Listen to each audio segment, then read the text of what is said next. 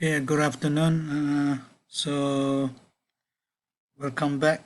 I think we missed the Monday lectures, and I almost have problems with this lecture as well. But never mind. Uh, Let us recall what we have done sometime before the semester break. Okay, so I've gone through this, right? Uh, Actually, I have not even finished typing up these lecture notes. So probably a bit later on, we'll go to the book itself. So we have gone through this time reversal operator, and essentially we have introduced the idea of an anti-unitary operator. So the time reversal operator is in fact anti-unitary operator. Okay, so we have seen the expectation that certain operators will behave in certain manner. So let me just skip some of this. An instance is the case of, did we do this?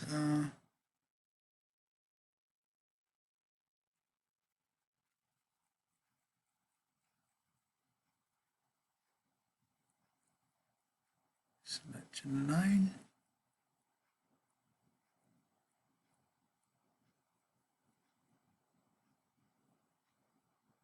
Okay, maybe I'll just start over. Okay, so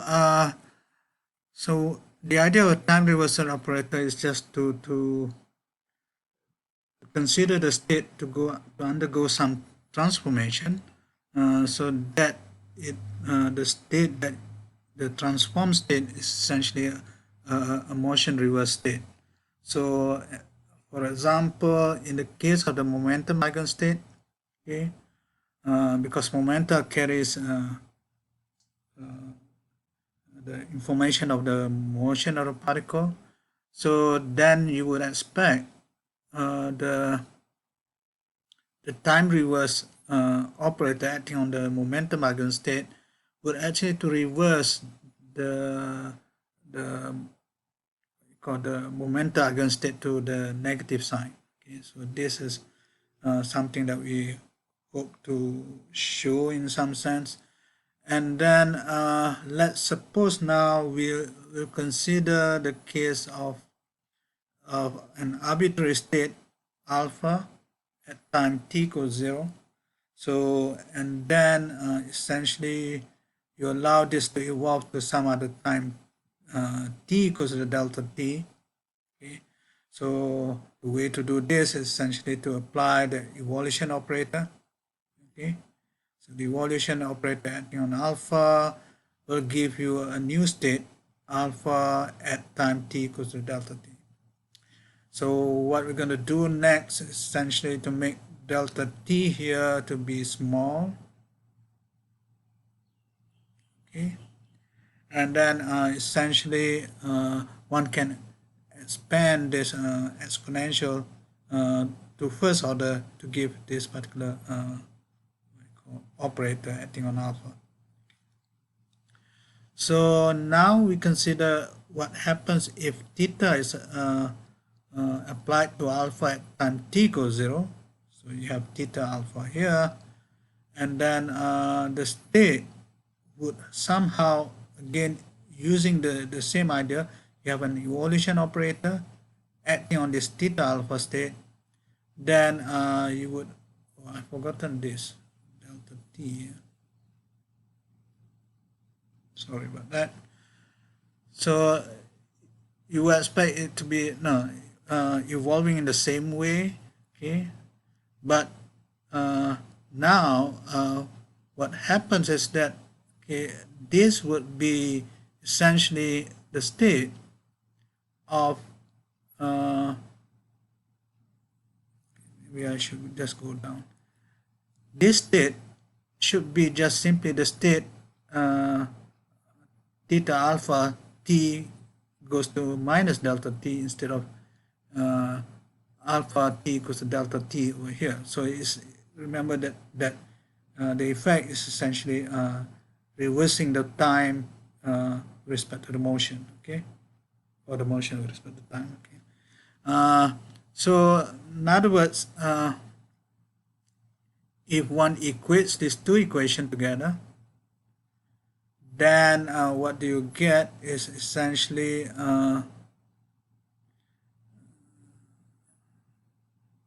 see, yeah, remember that this has to be minus delta t, so this would be actually becoming 1 minus I-ish minus delta t.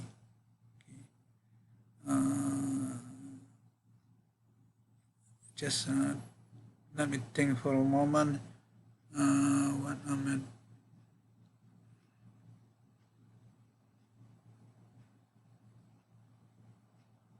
Yeah.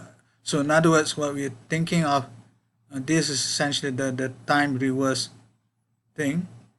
So essentially, you're putting a negative sign on your delta t when you do the reverse evolution kind of thing.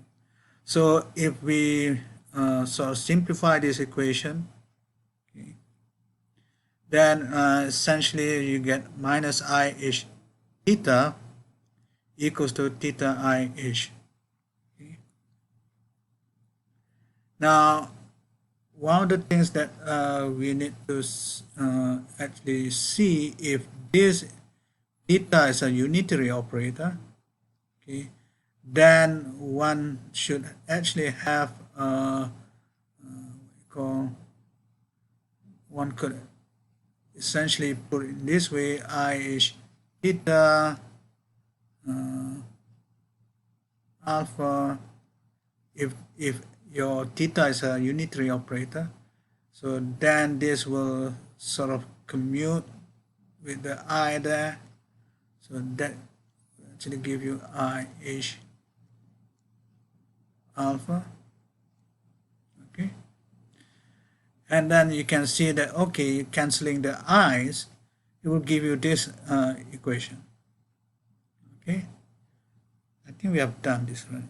So so what happens in this particular case, this is not really allowed, because if you have this, then what happens is that when you add it on the energy eigenstate, so you have so you're just applying eigenstate here and applying eigenstate here, okay.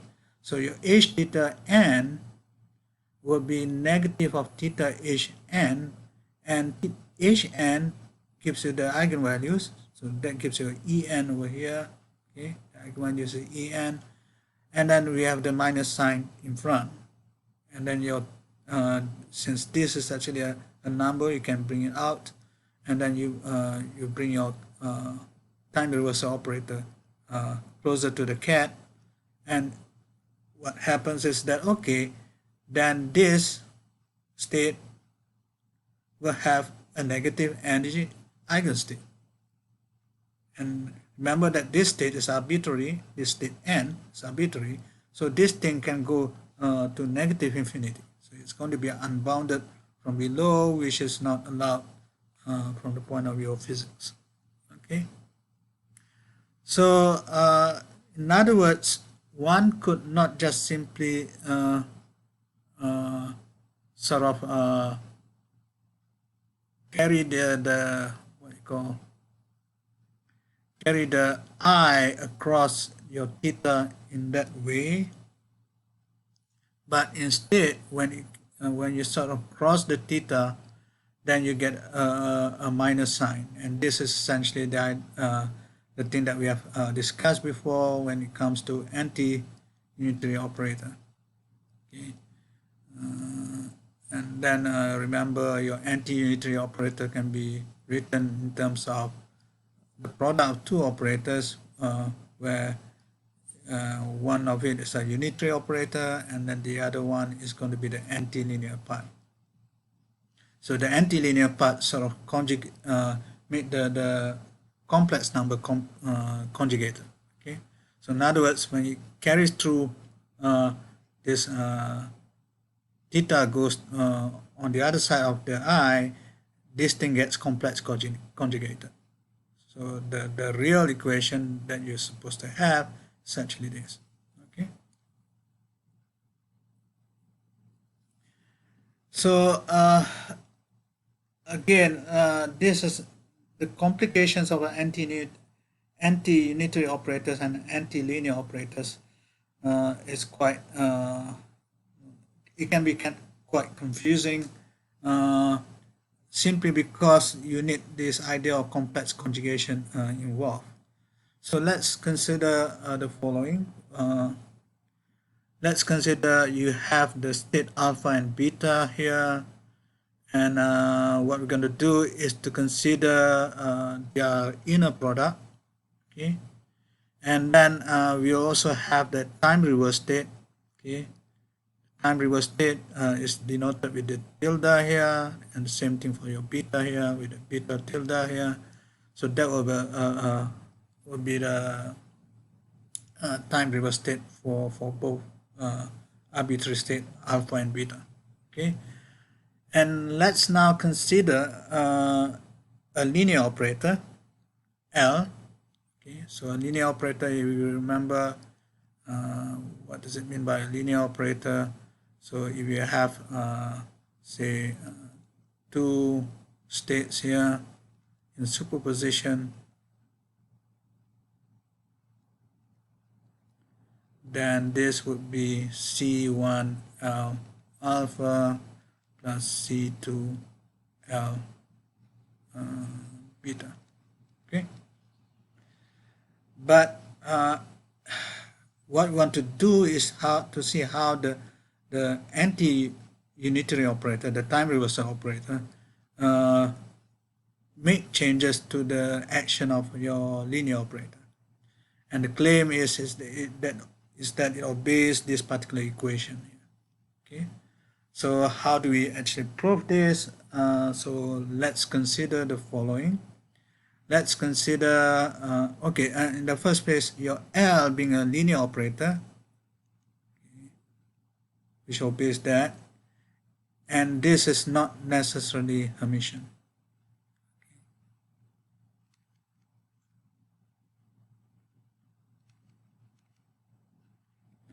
So in other words, what we'll do now is to consider this L dagger acting on the state of beta. Okay, and we rename this L dagger acting on the state of beta to be gamma, so that we'll be able to take the dual of this. So the dual will be just simply changing the cat to a bra. Somebody coming in?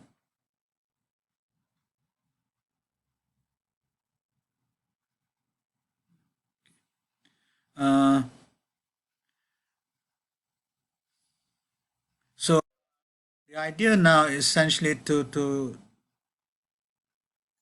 be able to get this part of the equation.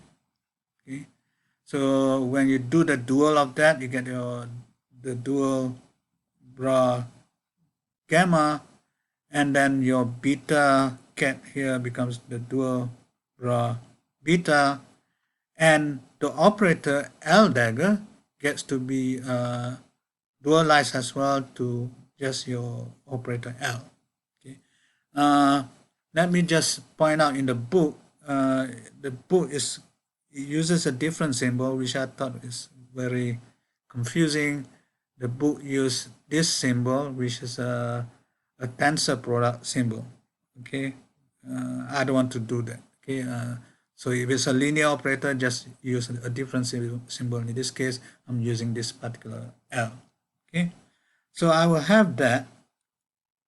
So now I can make the inner product with alpha, so that I can form this.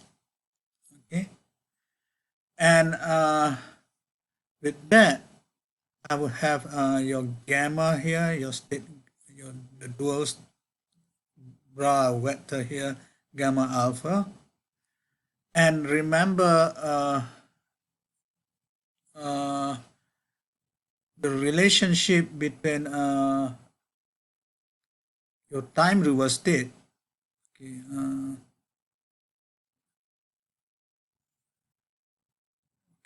I think I've done this before. The time reverse state is the fact that, for example, gamma alpha will be related to the time reverse state in this following way with a complex conjugate. Okay, because of the antilinearity of the action of the operator. Okay, so in other words, this is really what? This is really alpha tilde gamma tilde. Okay, so then essentially this will be equal to that. Okay, but then the state what you call gamma tilde will be related to this L dagger beta. Okay, and of course the time reverse operator. So with that, we almost done it, because what we can just do is to insert the identity operator in between here. So you just multiply theta inverse with theta. So I'll get that that equation. This one is just trivialized as identity. But then what is theta beta? Theta beta is just your beta tilde. Okay. So that essentially tells us, okay, in general, we're going to have this what you call condition when involving state reverse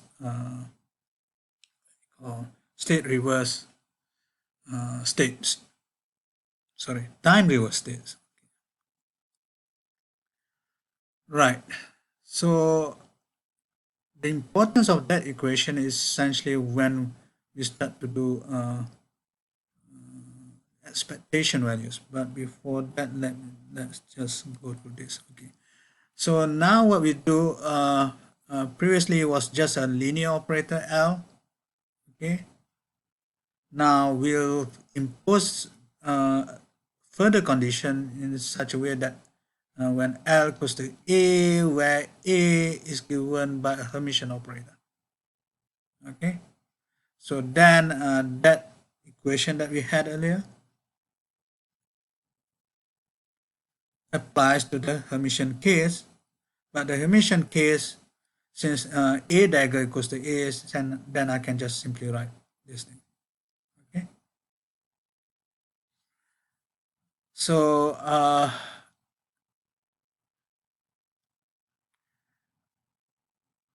later on, what we're going to do is to make beta equals to alpha, and then this will be reduced to what we call the expectation value. But before that, let me just define the idea of even under time reversal and odd under time reversal.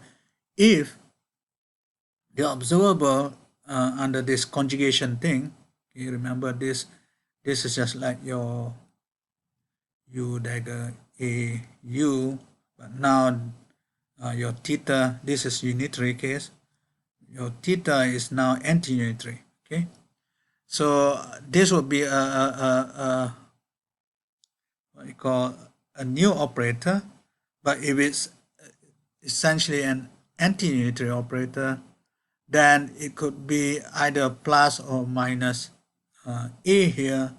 What should I say?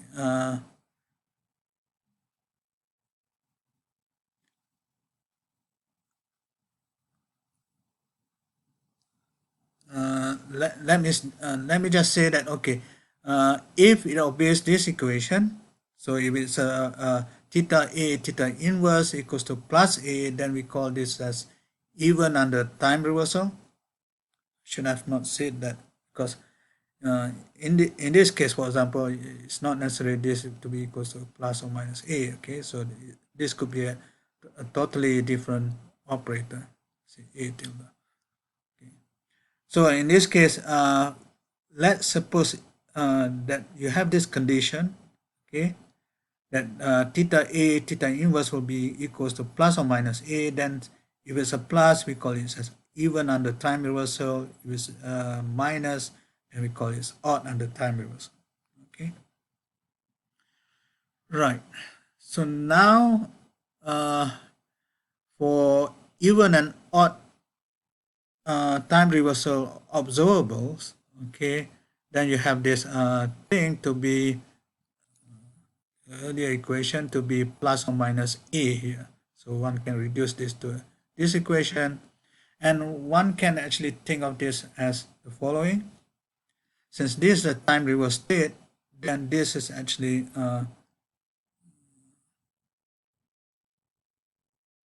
will be equals to the conjugate of this.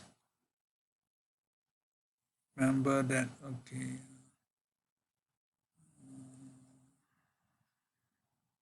What's the thing earlier? Yeah, this one. Okay. This is the thing that we had earlier. So then over here, you'll find that, okay, you get this plus or minus thing coming into play for this even and odd time reverse observable. Okay. So if one takes your beta equals to alpha, then basically what does it say? It says that, okay, the expectation value of A here under time reversal, you get this expectation value with a plus or minus sign. I can transfer it to the other side if I want to. Okay, but the idea is it behaves in a specific manner under time reversal operations. Okay, and this is essentially what we wanted to have, because when you consider, for example, the case of the momentum. So we look at some examples here. The momentum and the fact that momentum is expected to reverse the motion. Okay, p goes to minus p under time reversal. Then you will expect the expectation values also to be obtaining this negative sign way. So essentially, this is again an application of what we call the correspondence rule. Okay? That your expectation value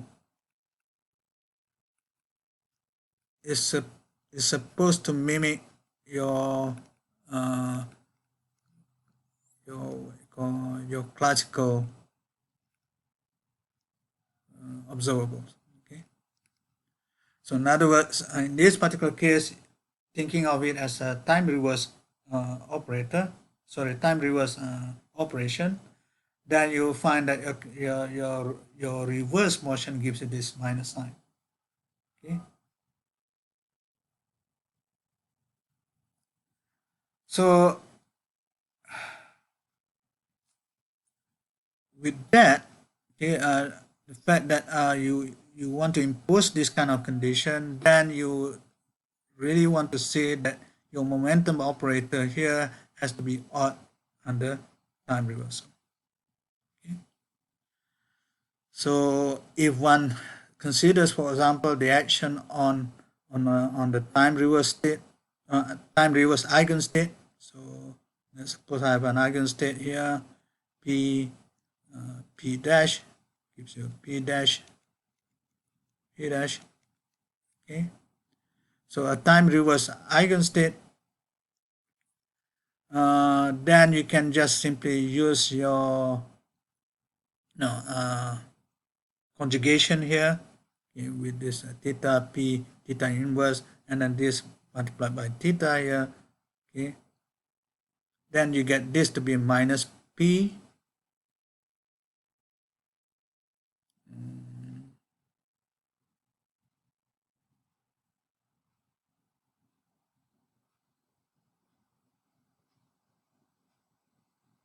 Yeah, this you get to be minus p because of the action of This is confusing.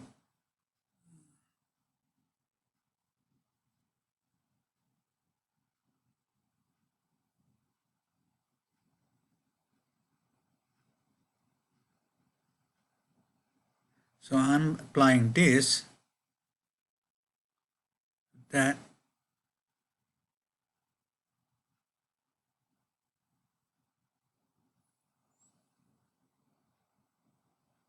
yeah, that's fine. This is just saying that, okay, I'm going to use this thing equals to this, or P equals to minus theta P theta inverse. Okay, so I'm just, maybe I should write that clearly.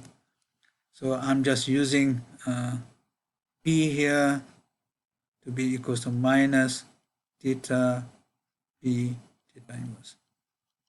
So I'm just applying that to this, and then I'll get this particular equation. Okay, but then what happens over here, this will be identity. Okay, so there's this particular P will act on P dash, and that gives you the eigenvalue of P dash, but you already have a minus sign here. So that's the idea that, okay, being time reversed, you do get this minus sign as your eigenvalue.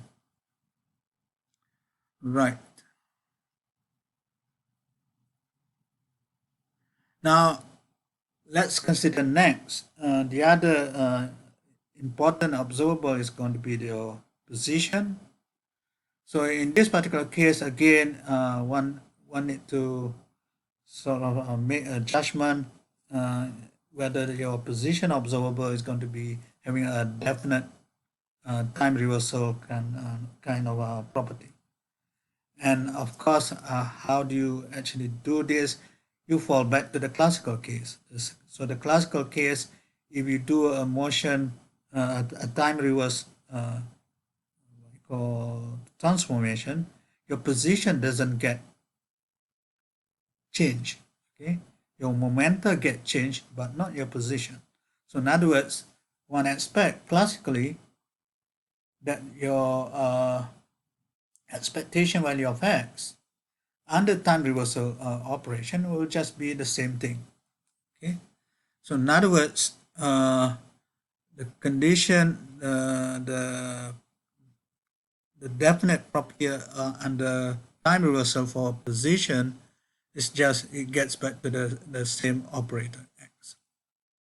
Okay, and just to compare with the earlier case where you had theta p dash equals to something which is related to mine, should be proportional really, minus p dash. Okay, then over here it should be also proportional here. Okay, so essentially there will be a arbitrary phase that can multiply that, but arbitrary phase multiplied to a state is just giving you the same state. Okay, so okay, that's fine. So your position is even under time reversal, but your momentum is odd under time reversal by virtue of looking at how it behaves under classical correspondence rule. Okay, but now we need to check other things. So you cannot just simply, okay, I have this convention that I choose, which is even for position, odd for momenta. I need to check. Sorry, I need to check for all possible relationship inside your quantum theory. Okay, so the first thing that sort of mix up between the two operators is your commutators. Okay, so one would expect that whatever the state is, okay, the commutator is always equals to the IH bar.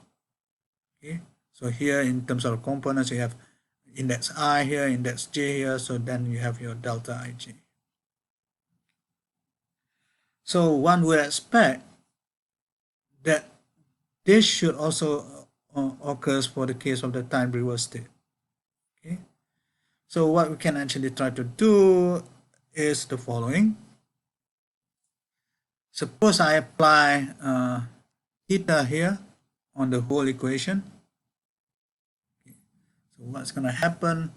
Well, if I apply theta here, then how to see, remember that this is an operator, so I need to have a conjugation to see the kind of properties that it's supposed to have. So I have a theta inverse there, and then to cancel out this theta inverse, then I need another theta here, so that this theta is actually acting on your state, and this becomes your time reverse state with the tilde thing. Okay, so we can do that. Okay, and the same thing for the other side.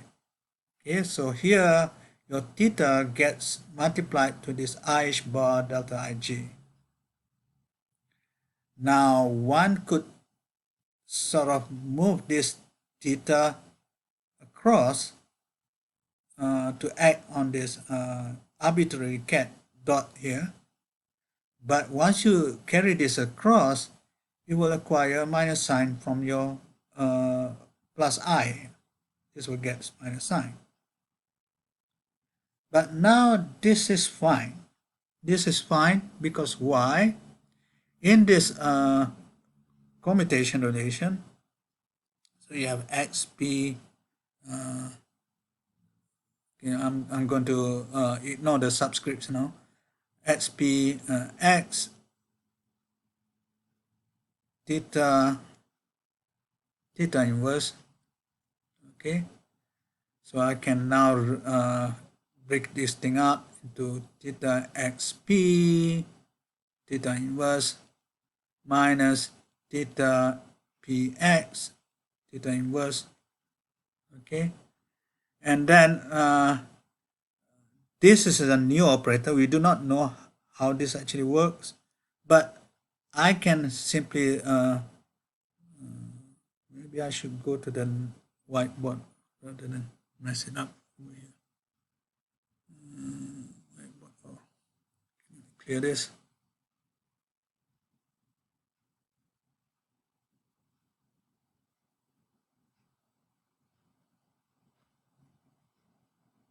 Okay, so so let's go back to that. Okay. xp. Okay, so what we're going to do, we have expand the commutator.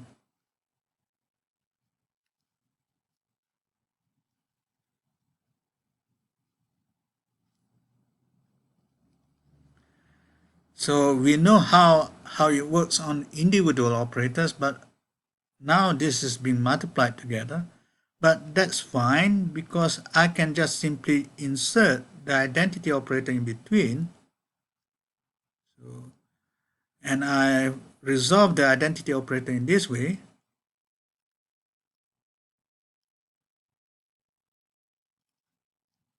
And the same for the other one.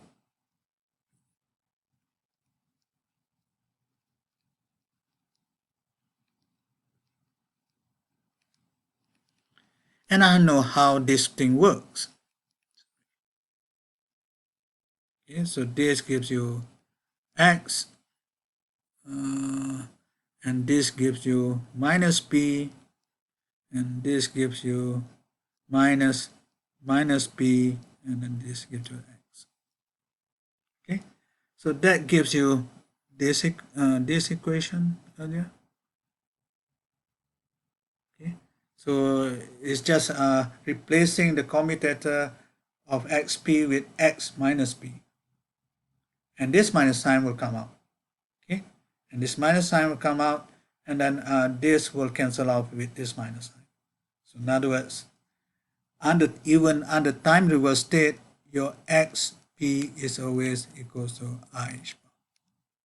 Okay, so that's fine. Now, what are the things that has a mixture of x and p is your angular momentum. Okay, so over here, if we just call use the orbital angular momentum as a example, then you know that, okay, in this particular case, I would expect that theta L, theta inverse equals to theta x cross P, theta inverse. And then, of course, you know how to do this, okay? And that will give you the minus sign here. So generally, now, from this example, we make the, what you call it, we posit this, what you call, property to the general case of our angular momentum, okay, in general. Okay. So that will actually tells us something else later on. We will come back to this again in a minute. What about wave functions? Wave functions, okay, over here, for example, let's suppose you have a state alpha in the beginning, okay, and then this state alpha, you expand it with respect to the position eigenvalue. So you have this. So over here, you have this quantity, which is really the coefficient, the expansion coefficient with respect to the position eigencats, is what we know as the wave function.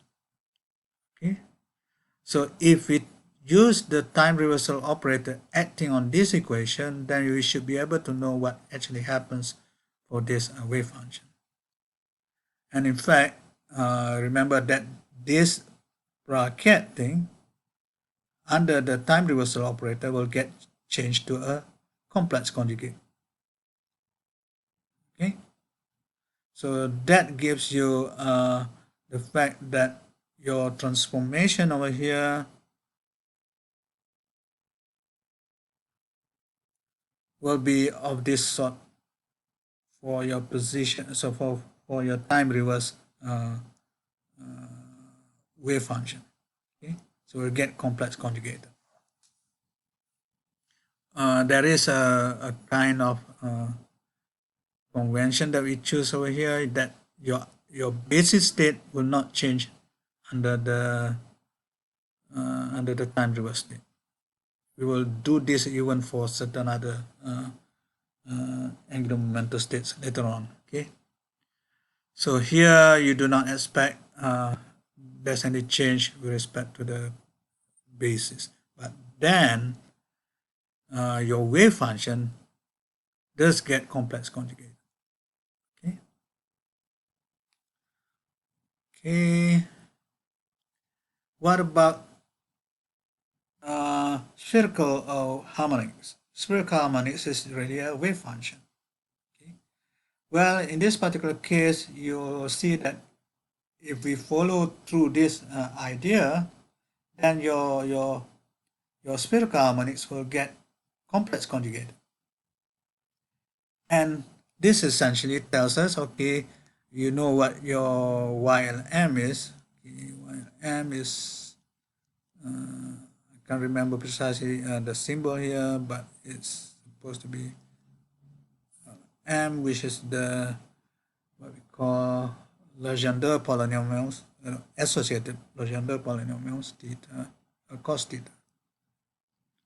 And then this is EIM phi.